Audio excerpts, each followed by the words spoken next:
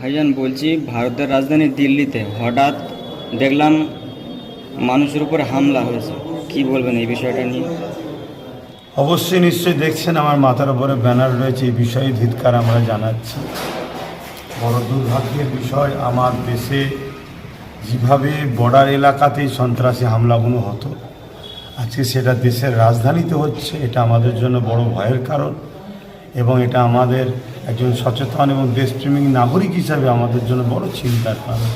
আমি এতটুকু আশা রাখব, যত দ্রুত হয় এর তদন্ত করে যারা প্রকৃত আসামি, দেখুন দেশের মধ্যে গাদ্দার না থাকলে তার বাইরে দেশে করতে পারে না, সেই গাদ্দারদের ধরে এবং যারাই করেছে তাদেরকে ওই লালকেল্লার সামনে যে প্রকাশ্য ফাঁসি দেওয়া হবে। এবং ওই মোদি সাহেব বলবে আর অমিত শাহ বলবে যে একটাও ছাড়া হবে না, এর আগে অনেক শুনেছি একটাও ছাড়া হবে। একটা তদন্ত কমিটি করা হোক, তাতে দেশের আমাদের সর্বোচ্চ ন্যায়ালয়, সুপ্রিম কোর্টের বিচারপতিরা থাকবে সেই কমিটিতে, প্রতিটা রাজ্যের যে হাইকোর্ট আছে তার বিচারপতিরা থাকবে, বড় বড় আইএস আইপিএসরা থাকবে, প্রতিটা রাজ্যের সিএমরা থাকবে এবং স্বরাষ্ট্রমন্ত্রী থাকুক, তার দপ্তর তো থাক। কিন্তু সবাইকে নিয়ে একটা কমিটি করা, কেন এটার দুধকে দুধ পানিকে পানি হওয়া দরকার।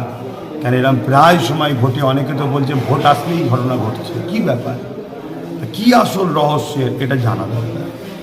ভাইজান, রাজ্যের যিনি শিক্ষা